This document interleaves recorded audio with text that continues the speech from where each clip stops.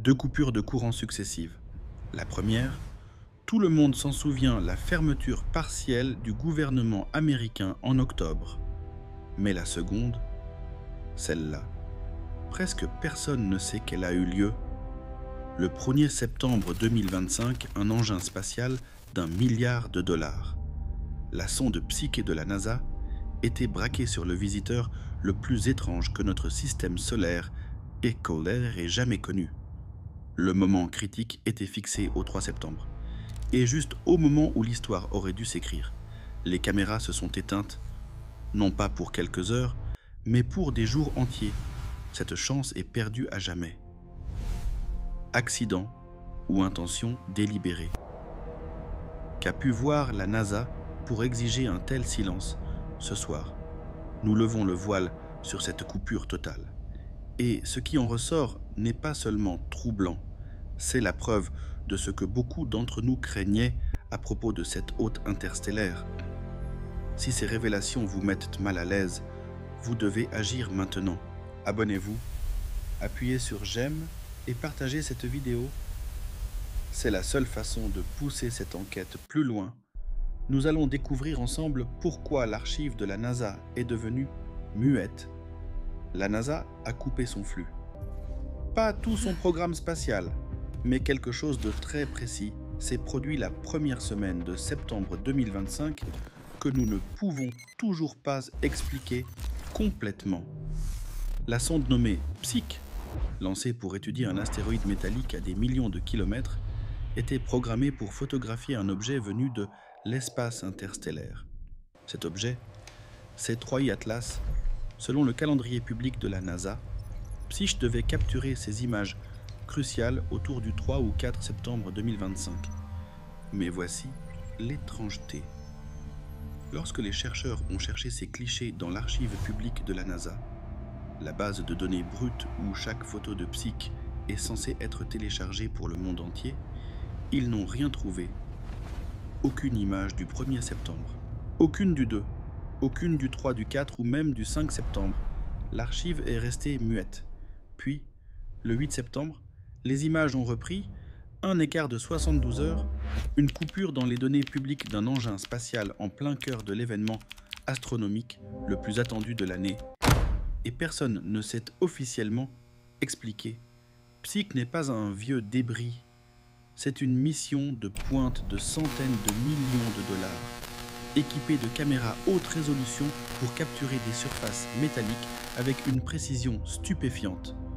La sonde était parfaitement adaptée pour observer 3IA Atlas. C'était une cible prévue, annoncée publiquement. Et pourtant, quand le moment est venu, c'est venu. Quand tout était en place, les images ont disparu de la vue du public. 3I Atlas est un objet interstellaire, venu d'une autre galaxie, voyageant à une vitesse prodigieuse. C'est une opportunité scientifique qui ne se présente presque jamais. Pour ces 3 jours cruciaux, le flux de données s'est tari. Les chercheurs ont immédiatement remarqué l'absence. Ils ont interrogé la NASA. Mais l'agence n'a donné aucune explication officielle. Pas un mot sur un dysfonctionnement technique, ni sur un retard de traitement. Rien. Quelqu'un pourrait invoquer la fermeture du gouvernement prévue pour octobre. Mais cette explication est illogique.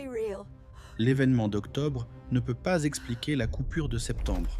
Le mystère ne repose sur aucun événement externe connu, aucune défaillance technique reconnue.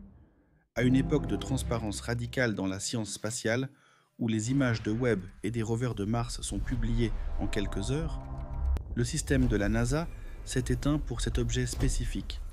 La question n'est plus « qu'est-ce qui a mal tourné ?», mais « qu'ont-ils capturé qu'ils ont délibérément retiré de l'accès public ?» Ce silence n'est pas un incident isolé. C'est le premier fil d'une tapisserie bien plus vaste. Alors que la sonde Psyche de la NASA s'enfonçait dans le silence au-dessus de la Terre, un événement tout aussi bizarre se produisait de l'autre côté de l'Atlantique. L'agence spatiale européenne ESA, qui pilote la sonde ExoMars Trace Gas Orbiter TGO, devait elle aussi avoir accès aux données de 3I Atlas alors qu'il traversait le système solaire intérieur. La mission ExoMars est réputée pour sa transparence. Normalement, l'ESA met ces données à la disposition du public et des scientifiques dans les mois qui suivent la collecte. Le système est conçu pour être ouvert, pour être partagé, mais lorsque les chercheurs ont consulté l'archive de l'ESA pour les observations de 3ISO Atlas, ils ont été stupéfaits. Les dates de publication de certaines séries de données étaient indiquées comme étant l'an 2099. 2099, ce n'est pas une simple erreur de frappe suggérant un retard de quelques semaines ou même de quelques mois. C'est une date qui se situe 64 ans dans le futur. C'est une estampille temporelle qui, en pratique, verrouille ces données à jamais, ou du moins, pour une période si longue que la plupart d'entre nous ne vivront pas pour voir leur publication, initialement. Beaucoup ont pensé à une simple erreur de métadonnées. Un bug logiciel ou une date par défaut se serait remplie de manière incorrecte. Ces choses arrivent dans des systèmes d'information complexes. Mais l'histoire a pris une tournure plus étrange, les dates ont changé. Au lieu de 2099, beaucoup de ces données ont été décalées vers un nouveau calendrier, le 3 avril 2026. Soudain, les chercheurs devaient attendre 5 mois à l'époque de l'annonce au lieu de 64 ans. Bien que plus proche, le 3 avril 2026 reste un délai significatif. Des mois d'attente, c'est un coffre fort. Le contraste avec l'approche de la NASA est frappant. La NASA a purement et simplement retiré les images et n'a rien dit. L'ESA, elle, a au moins reconnu l'existence des données et promis une date de publication. Mais le simple fait que l'ESA se soit sentie obligée de fixer une date de publication si lointaine soulève des questions très inconfortables. Pourquoi une agence spatiale retarderait-elle délibérément la publication de données scientifiques de 6 mois ou plus en temps normal? Les observations sur les comètes et les objets interstellaires sont transmises presque immédiatement à la communauté scientifique. Ici, les deux agences semblaient opérer sous des règles différentes. Le silence de la NASA pourrait être interprété comme un pépin technique. Mais la fixation délibérée de la date par l'ESA, le fait que quelqu'un ait choisi spécifiquement le 3 avril 2026 suggère une action plus intentionnelle. Un délai de 74 ans n'est pas un retard de traitement, c'est une décision, un choix de verrouiller quelque chose si soigneusement que cela disparaît de la conscience publique. Et si 2049 n'était pas une erreur, et si quelqu'un avait délibérément défini cette date comme un moyen de cacher l'information à la vue de tous, le fait que les dates aient dû être nettoyées, lorsque les gens les ont remarquées, suggère que des choix étaient faits sur ce que le public verrait et ne verrait pas. Si la NASA et l'ESA traitaient toutes deux les données de 3I Atlas différemment de leur protocole habituel, nous ne sommes plus face à des problèmes techniques isolés. Nous regardons un schéma, quelque chose que les deux organisations ont jugé assez important pour être traité de manière spéciale. C'est en août 2025 que de nouvelles images et données spectroscopiques sur 3I Atlas ont commencé à émerger, provenant de télescopes terrestres et spatiaux. Et ce que les scientifiques ont vu les a forcés à se redresser. Il y avait un jet de matière dirigé vers le Soleil. Quiconque possède des notions de base sur les comètes sait que cela n'est pas censé se produire. Lorsqu'une comète s'approche du Soleil, la chaleur provoque la sublimation de ses glaces. Ces glaces se transforment en gaz et en poussière, et la pression du rayonnement solaire repousse cette matière à l'opposé de l'étoile. C'est pourquoi les comètes ont des queues qui s'étirent derrière elles, pointant toujours dans la direction opposée au Soleil. Or, 3I Atlas semblait ignorer cette règle fondamentale. Les données spectroscopiques étaient tout aussi étranges. Les chercheurs de l'observatoire Keck à Hawaï ont analysé la lumière de l'objet et ont détecté des émissions de nickel et de cyanure. Bien que ces éléments apparaissent parfois dans certaines comètes, leur combinaison était rare. L'objet présentait également ce que les scientifiques ont appelé une antiqueue, une queue secondaire pointant dans une direction inhabituelle. Ce comportement ne correspondait à aucun modèle de comète standard. C'était comme si quelque chose poussait activement de la matière vers le Soleil. Au lieu de la subir, imaginez la différence entre le vent repoussant des feuilles d'un arbre et une soufflerie dirigeant délibérément l'air vers l'intérieur. Le Soleil est censé faire l'effet de soufflerie repoussant, mais 3I Atlas semblait avoir son propre mécanisme. Si l'on ajoute à cela les données du télescope spatial James Webb JWST, qui montrait que l'atmosphère de 3I Atlas était dominée par le dioxyde de carbone, le tableau devient encore plus déconcertant. Une chevelure riche en dioxyde de carbone suggère que l'objet s'est formé près de la ligne de glace de CO2, une chimie inhabituelle pour une comète issue du nuage d'Oort ou de l'espace interstellaire. Cela soulève de sérieuses questions sur son origine et ce qui a façonné son comportement. Le jet dirigé vers le Soleil, en particulier, a hanté les esprits. Il ne s'explique pas facilement par la physique cométaire naturelle. Mais imaginez un instant non pas une comète, mais un engin spatial, un vaisseau qui doit dissiper l'excès de chaleur ou maintenir son orientation. Un tel engin pourrait évacuer de la matière vers le Soleil pour se recharger, absorber le rayonnement ou maintenir sa stabilité. La direction serait alors intentionnelle. La diffusion de cette observation en août est survenue juste au moment où Psyché se préparait à observer 3A Atlas en septembre. Tout le monde savait que l'objet se comportait étrangement. Et puis, précisément au moment où un engin spatial doté des équipements d'imagerie les plus performants de l'histoire humaine s'apprêtait à y regarder de plus près, le flux de données s'est arrêté. L'archive est restée muette. 3 jours de silence. Le jet vers le Soleil n'est pas seulement une anomalie, c'est une signature, un comportement qui pousse à se demander si l'on observe un phénomène naturel ou quelque chose d'entièrement différent. Si c'est cela que Psyché a capturé, cela expliquerait pourquoi ces images ont été mises sous clé. Elles auraient forcé une remise en question que les agences n'étaient peut-être pas prêtes à aborder, et ainsi, le silence s'est approfondi.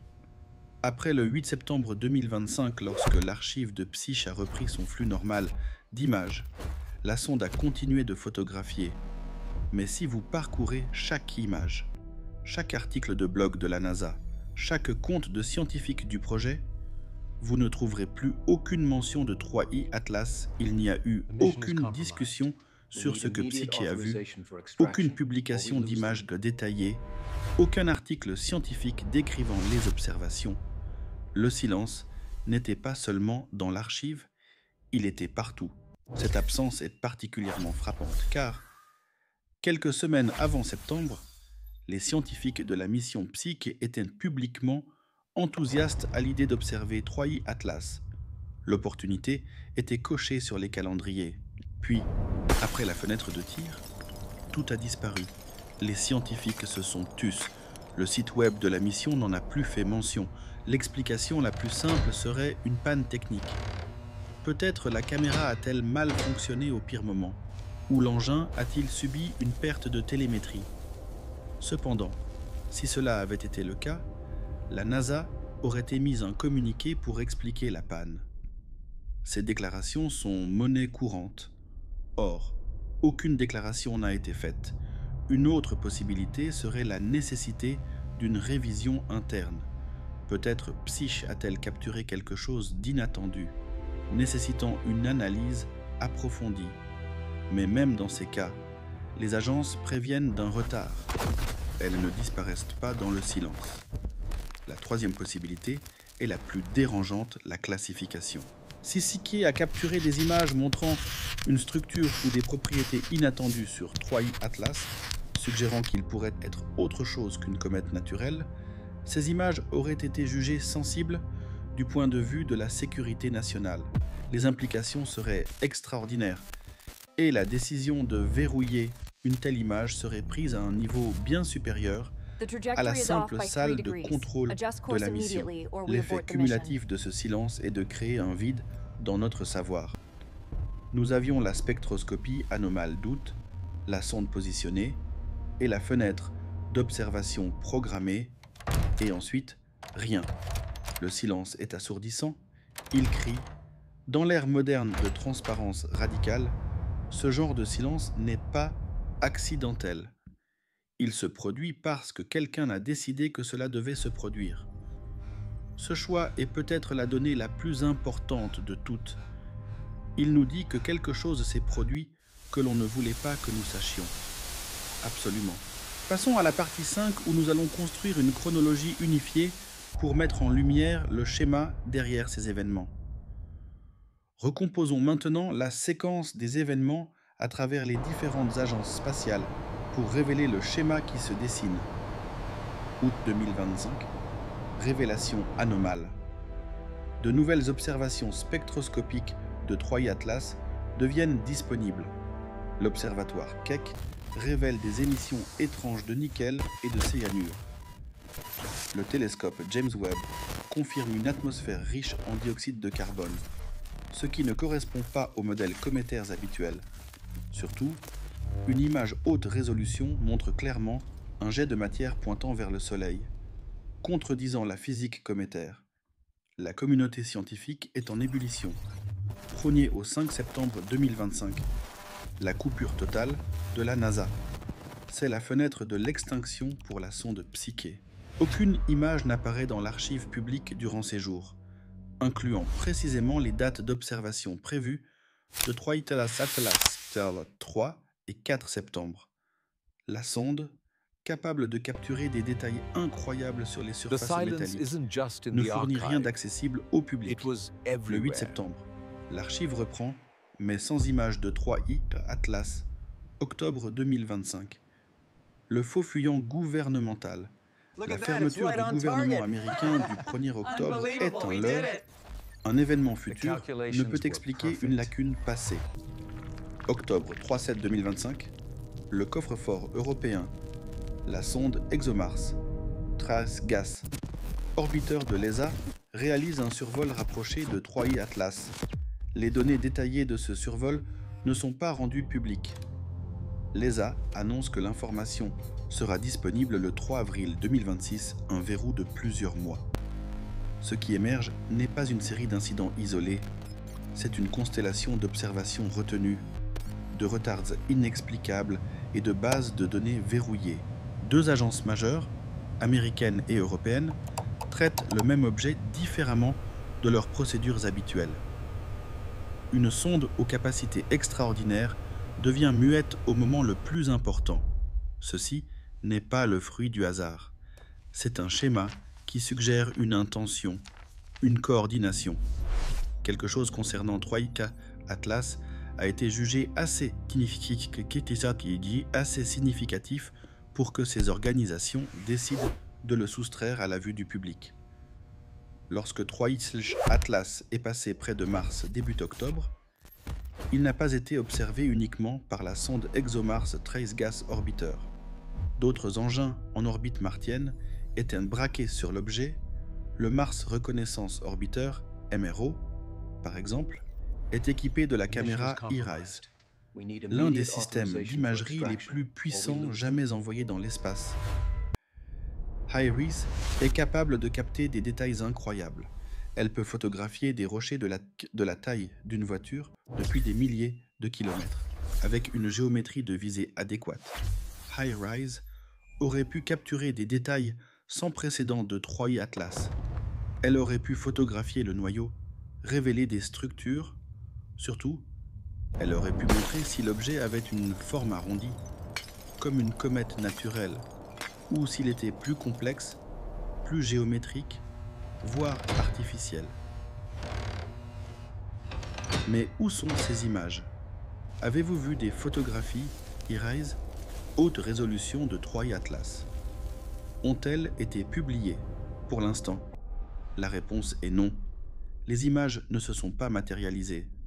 Si iRISE a capturé des observations, celles-ci ont été soustraites à vue du public.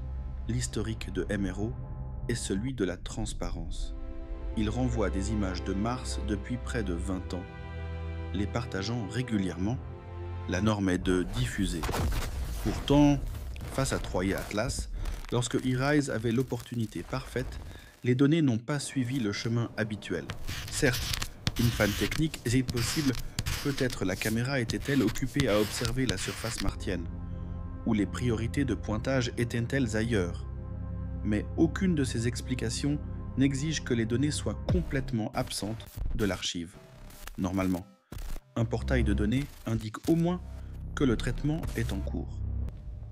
L'absence d'images high-res, combinée à l'absence d'images PSIC et au retard délibéré des données ESA, crée un tableau de rétention systématique de données à travers plusieurs instruments et agences. On ne parle plus d'un seul engin muet, mais d'un schéma coordonné où chaque opportunité d'observation haute résolution a abouti soit à des données manquantes, soit à des données différées. Cela n'est pas une coïncidence, c'est une décision. Une image haute résolution est cruciale. La spectroscopie nous renseigne sur la composition, mais l'image nous révèle la forme et la structure. Elle nous dit si nous regardons un corps naturel ou quelque chose de construit, de conçu.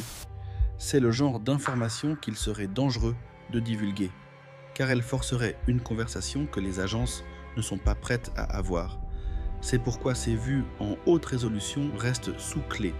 Et si Troy Atlas n'était pas une comète du tout, mais une machine, et si c'était une sonde, un vaisseau conçu pour voyager à travers l'espace interstellaire, et que ce que nous observons n'étaient pas des phénomènes physiques naturels, mais les signatures d'une propulsion active ou de systèmes opérationnels.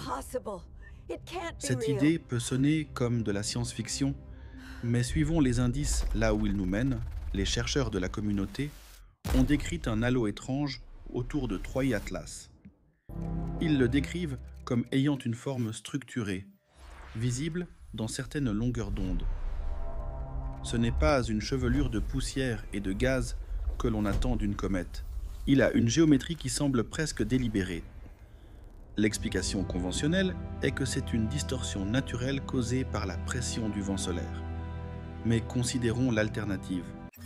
Et si ce halo n'était pas une distorsion, mais une émission, et si Troy Atlas générait activement un champ de plasma, un engin utilisant la propulsion plasma, maintenant un bouclier magnétique, ou évacuant l'excès de chaleur par des gaz ionisés, produirait exactement ce type de signature. La composition, la direction des jets, la structure du halo, tout correspond à un modèle où 3i Atlas est une machine active maintenant sa propre bulle environnementale, plutôt qu'une comète passive. Le parallèle avec Oumuamua est troublant. Cet autre visiteur interstellaire de 2017 affichait une accélération non gravitationnelle inexplicable. Des scientifiques avaient déjà soulevé l'idée qu'il puisse s'agir d'une voile solaire, un engin spatial. Aujourd'hui, avec 3i Atlas, nous avons des preuves plus directes, le jet dirigé vers le Soleil, la composition chimique inhabituelle, le halo structuré et une accélération anomale. L'objet ne se comporte pas comme les lois de la physique cométaire l'exigent. Imaginez une sonde à voile solaire, elle s'orienterait vers le Soleil et utiliserait des éjections pour ajuster sa trajectoire. Le jet que nous voyons pourrait être une manœuvre ou une maintenance de routine pour un vaisseau s'approchant de notre étoile, l'utilisant comme source d'énergie et référence de navigation. Si les chercheurs des agences gouvernementales ont envisagé cette simple possibilité, que 3i Atlas soit artificiel, ils auraient immédiatement classifié toutes les données. Le silence était la rétention de données quotidiennes que nous observons serait alors exactement ce à quoi nous devrions nous attendre si quelqu'un avait pris une image rapprochée de 3i Atlas et avait commencé à se demander s'il s'agissait de quelque chose que nous n'avions jamais rencontré auparavant. Les données spectroscopiques recueillies sur 3i Atlas présentent une énigme qui ne s'inscrit pas dans nos manuels sur la composition des comètes. Les astronomes ont détecté du nickel dans le dégazage de cet objet. Ce n'est pas choquant en soi, mais l'anomalie est dans le contexte ils ont trouvé du nickel sans faire mesurable dans les mêmes analyses. C'est profondément inhabituel. Sur Terre et dans notre système solaire connu, le nickel et le fer apparaissent ensemble avec une cohérence remarquable. Ils sont des éléments compagnons dans les météorites, les astéroïdes et les noyaux de corps rocheux. Le rapport entre eux est une histoire écrite dans la poussière cosmique. Or, 3IA Atlas semble avoir réécrit ce scénario. Considérez le contexte métallurgique. Sur Terre, nous avons appris à séparer le nickel du fer par des procédés industriels, comme la technique de raffinage au monocarbyle de nickel. Lorsque l'humanité a besoin de nickel pur, nous avons inventé des moyens pour y parvenir. De plus, nous avons conçu des alliages à haute teneur en nickel, des matériaux capables de résister à des conditions extrêmes, comme la proximité immédiate du Soleil. Aucun processus naturel que nous comprenons ne produit couramment de telles compositions métallurgiques raffinées dans l'espace. Pourtant, nous trouvons cette signature dans le dégazage d'un objet s'approchant de notre étoile. Ajoutez à cela les données du GEL-UST qui montrent que la chevelure autour de l'objet est dominée par la glace de dioxyde de carbone. Cela suggère que l'objet s'est formé dans des conditions radicalement différentes des comètes typiques de notre système solaire. Une telle composition parle d'une formation proche de la ligne de glace de dioxyde de carbone, soulevant la question quel objet suit une recette de composition aussi inhabituelle bien sûr. La prudence scientifique est de mise. La nature produit parfois des ratios étranges sans nécessité d'explications exotiques. Mais si vous trouviez un fragment de métal portant les caractéristiques d'un alliage de qualité aérospatiale au milieu d'une pile de météorites naturelles, vous poseriez immédiatement un ensemble de questions différentes. Si la composition de 3I Atlas s'écarte véritablement des matériaux naturels connus, alors la sonde PSIC et d'autres observatoires traiteraient logiquement ces données différemment. Des protocoles d'examen spéciaux s'activeraient. Le silence qui entoure la fenêtre manquante de Psyche prend alors un nouveau poids. Il ne suggère plus un simple retard, mais une retenue délibérée. On est en droit de se demander, est-ce que quelqu'un bloque les données parce que ce qui se trouve à l'intérieur de 3I Atlas est tout simplement trop inattendu pour être traité par les canaux normaux? L'idée que plusieurs agences spatiales coordonnent la suppression de données sur 3I Atlas peut sembler de la pure paranoïa. Elle évoque des réunions secrètes et des mémos chuchotés. Pourtant, en examinant la chronologie avec patience, un schéma plus subtil et plus troublant commence à émerger, une chorégraphie partagée de l'hésitation. La NASA et l'Agence spatiale européenne ESA opèrent sous des gouvernements, des modèles de financement et des cultures institutionnelles radicalement différents. En théorie, leurs méthodes et leurs réponses devraient diverger. Pourtant, face à 3I Atlas, nous voyons leurs actions converger non pas dans une conspiration secrète, mais dans une stratégie commune de dissimulation et de retard. C'est comme si des orchestres séparés jouant des morceaux différents frappaient tous la même note au même moment. L'histoire nous rappelle que les gouvernements et les agences ne révèlent pas toujours tout. Le programme Apollo a généré des heures d'audio et de télémétrie verrouillées pendant des décennies. Des satellites de reconnaissance entiers ont opéré dans l'espace sans que le public ne le sache. Le schéma est clair, certaines catégories de données reçoivent un traitement spécial, non pas parce qu'elles manquent de valeur scientifique, mais précisément parce qu'elles en portent trop. Plusieurs cadres expliquent ce comportement. Le premier est la sécurité nationale. Si 3I Atlas s'avère être plus qu'une comète, s'il implique une technologie inconnue ou pose des questions sur la défense planétaire, la divulgation immédiate n'est pas l'option par défaut. Des protocoles de révision et des délibérations inter-agences sont déclenchés. Le deuxième est la coordination internationale. Les embargos et les publications contrôlées permettent d'éviter le chaos lorsque plusieurs nations enquêtent sur le même phénomène. Mais voici la vérité qui met mal à l'aise, la NASA a toujours été inquiétée remarquablement ouverte avec les données cométaires. Les comètes n'ont jamais déclenché la censure. Elles ont été partagées et disséquées. Alors, pourquoi Troyer et Atlas rompt-ils ce schéma? Le synchronisme est frappant. Début septembre. La coupure de Psyche, quelques jours plus tard.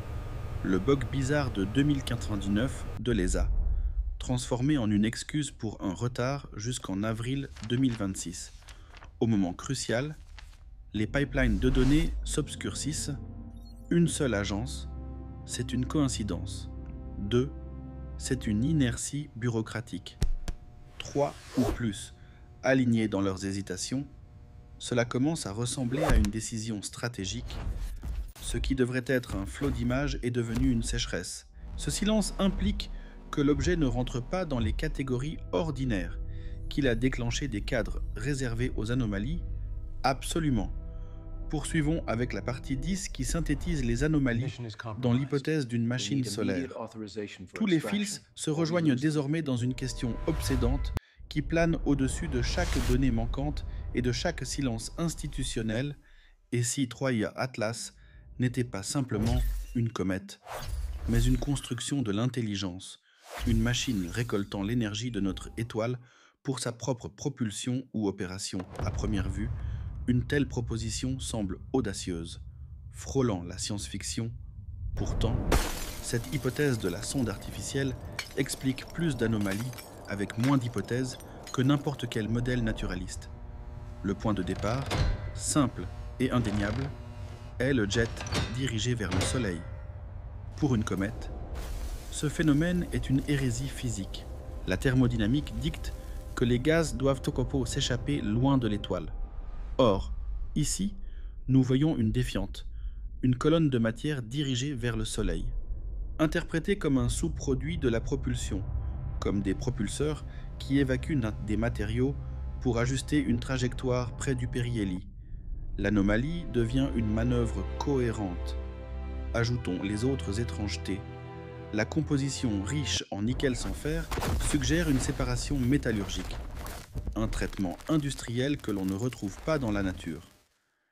L'atmosphère dominée par le dioxyde de carbone est également incohérente avec les modèles cométaires habituels. Chaque élément, la densité anomale, l'accélération trop nette, la composition industrielle et surtout l'arrêt des données psychiques au moment crucial résonnent avec l'idée d'un système actif, un vaisseau-sonde cherchant à maintenir sa position et son énergie à l'approche du Soleil. L'analogie avec nos propres voiles solaires est inévitable. Si l'humanité, à peine émergente sur la scène cosmique, a déjà conçu de telles méthodes, pourquoi serait-ce impossible pour une intelligence plus ancienne? Le jet, la composition, l'asymétrie du comportement, tout pourrait s'expliquer par un engin ajustant sa stabilité et utilisant notre étoile comme source d'énergie et référence de navigation. Si les agences gouvernementales ont seulement contemplé cette possibilité, que Troia Atlas puisse être artificielle, elles auraient immédiatement mis en place des mesures de classification. Le silence institutionnel que nous avons observé ne serait pas un simple dysfonctionnement, mais la réponse logique face à une découverte trop déstabilisatrice pour être immédiatement révélée. Ce silence n'est pas une absence, c'est un signal. Le bruit que font les institutions lorsqu'elles ont vu trop de choses et décident que le public n'est pas encore prêt à en faire autant. Alors que Troia Atlas poursuit sa trajectoire fulgurante vers le Soleil, un autre engin spatial loin de la Terre entre dans une phase cruciale, la mission Europa Clipper de la NASA. En cette fin octobre 2025, cette sonde, équipée de la suite d'instruments la plus avancée pour étudier une lune lointaine, se positionne. Son objectif déclaré est noble, déterminer si la vie peut exister sous la croûte glacée d'Europe. Cependant, les missions spatiales dépassent rarement leur mandat officiel. Les instruments de Clipper, conçus pour percer la glace de Jupiter, peuvent tout aussi bien être braqués vers l'extérieur pour surveiller le ciel. Depuis son perchoir dans le domaine de Jupiter, Clipper bénéficie d'une ligne de mire unique sur des régions invisibles depuis la Terre. Il occupe un poste d'observation idéal pour observer un voyageur interstellaire comme Troy Atlas, si les mains institutionnelles choisissent de rediriger son regard. Ce scénario transforme Europa Clipper d'une simple mission d'exploration en un poste de surveillance cosmique. Le principe est brutal, tout système de défense ou d'observation devient, par nature, un outil de surveillance. L'infrastructure d'observation ne fait aucune discrimination. La question est de savoir si ce schéma de silence et de contrôle observé avec Psyche et l'ESA se répétera. Si les instruments de Clipper enregistrent une trajectoire anormale ou un signal incompatible avec un corps naturel, que se passera-t-il? Les données seront-elles instantanément partagées? Ou seront-elles mises en quarantaine, filtrées et retardées, comme le veut le précédent établi par Troy Atlas? La transparence n'est jamais garantie.